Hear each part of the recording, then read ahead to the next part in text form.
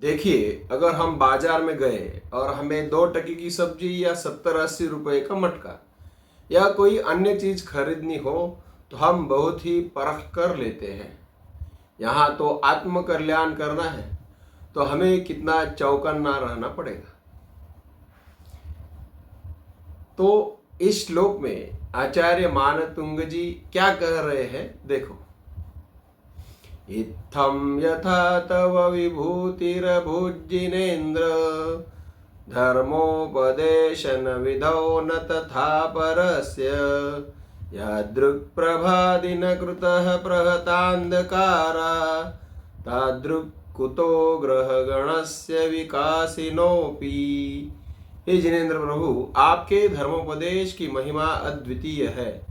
जैसे सूर्य ही अंधकार को पूरी तरह मिटा सकता है, वैसे ही आपकी दिव्य वाणी ही आकुलता, अज्ञान, दुख, मिथ्यात्व, कषाय आदि का अंत करती है। दूसरों के उपदेश, दूसरों का ज्ञान वो अच्छा तो है, लेकिन वो दुख को पूरी तरह समाप्त नहीं कर पाता। अतः जीवन में सच्चे मार्गदर्शक का चयन करें, क्योंकि सरागी का मोह युक्त अधूरा ज्ञान हमें संसार में भटकाता है।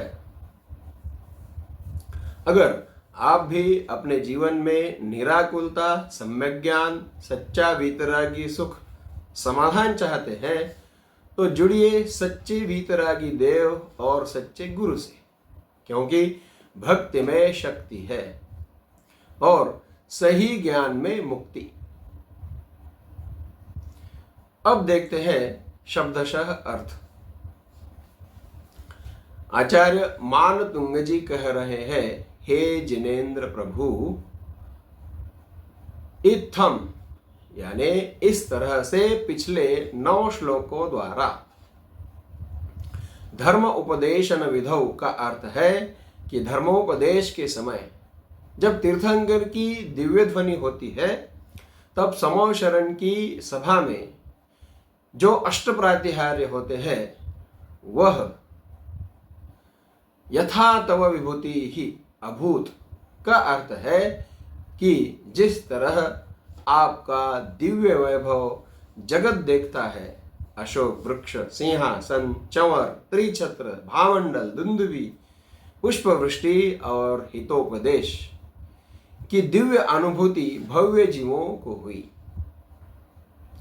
न तथा परस्य का अर्थ है वैसी दिव्य अनुभूति अन्य देवों की नहीं होती। अगर माया इत्यादि शक्ति से हो भी तो वहां वीतरागता नहीं होती। सम्यक चारित्र्य के विषय में देखा जाए तो दिगंबर जैन मुनि जैसा उत्तम चारित्र्य अन्यत्र कहीं नहीं दिखता। यही उत्तम चारित्र्य मार्ग अपनाकर ही आप सर्वज्ञ, वीतरागी और हितोपदेशी हुए, तो आप जैन मुनियों से और अधिक अत्यंत श्रेष्ठ हुए। इसीलिए जो वीतरागी वैभव, समूह शरण का अष्ट प्रातिहार्य युक्त वैभव और दिव्य केवल ज्ञान आप में दिखता है, वह अन्यत्र नहीं होता। यादृक जिस तरह की प्रभा यानी तेज, प्रहतांधकाराः यानी अंधकार को संपूर्ण रूप से नष्ट करने वाली, दिनकृतः सूर्य के द्वारा होता है, तादृक उस तरह का तेज विकासिनः अपि पूर्ण विकसित होने पर भी ग्रह गणस्य यानी अन्य ग्रह समूहों का नहीं दिखता। हे प्रभु, आपके दिव्य वैभव के आश्चर्य की अपेक्षा हमें तो उस वैभव के बीच भी आपकी वीतरागता अधिक आश्चर्य उत्पन्न करती है। कहाँ ऐसा वैभव और कहाँ ऐसी वीतरागता। अन्य सामान्य जीव तो बात बात में रागी, द्वेषी, क्रोधी हो जाते हैं और स्त्री आदि विषयों में ललचा जाते हैं। उनमें न तो वीतरागता है और न सर्वज्ञता ही है। उन्हें देव कौन कहे। वितराग और सर्वज्ञपने से सुशोभित देव तो एक आप ही हो। कोई देव विक्रिया से कदाचित समाशरण आदि की रचना दिखाना चाहे तो भी हे प्रभु, जैसा अचिंत्य प्रभाव आप में है उसका लाखवां भाग मात्र प्रभाव भी उसमें नहीं आ सकता। आपके पास तो साक्षात इंद्र आकर नमस्कार करते हैं, मायावी रचना में वह सब कैसे होगा? कुतः, तो कहां से कैसे मुझे आपसे श्रेष्ठ कोई दिखे? हे जिनेन्द्र, इस प्रकार धर्मोपदेश के कार्य में जैसा आपका ऐश्वर्य था वैसा अन्य किसी का नहीं हुआ।